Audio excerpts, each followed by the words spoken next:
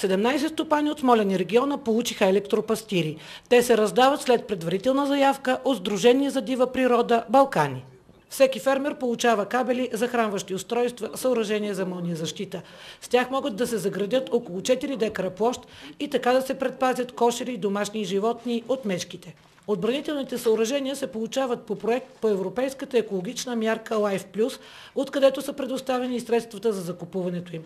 Съоръженията са произведени в Германия, като електропастирите с соларно захранване са на стойност 1000 лева, а тези захранвани от електрическата мрежа и акумулатори струват 500-600 лева.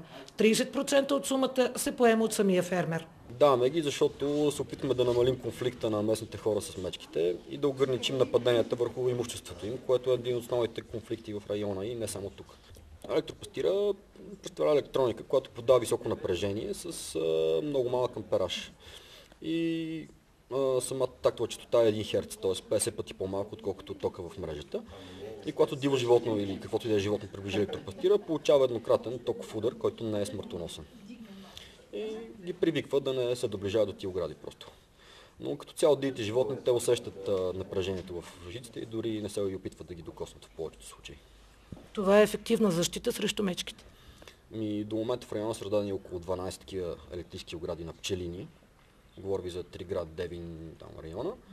Борино и всички хора са много доволни и продължават да искат техните комшии. Съответно, предполагам, че са го оценили като ефективен начин.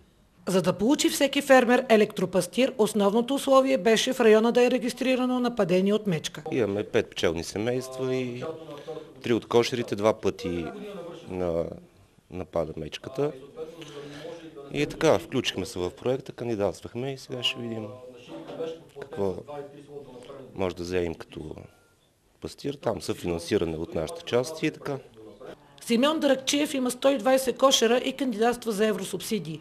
Убеден е, че електропастирът ще предпази стопанството му от нападение.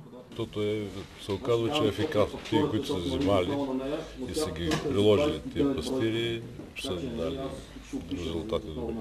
Ей, тук в Райко има между къщите там, слиза мечката и благодарение на тия пастири вече нямат нападение.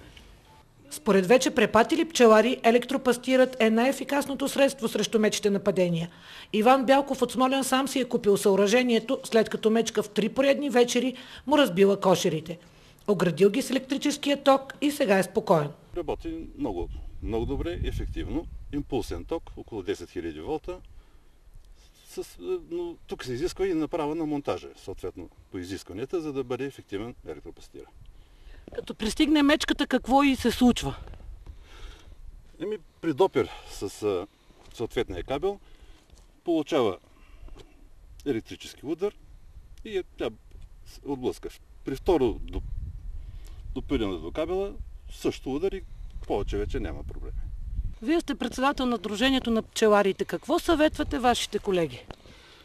Колегите, които искат пчелите да им бъдат не наченати от мечката, не ударени, съветвам ги да си поставят електропастири. Друго спасение няма.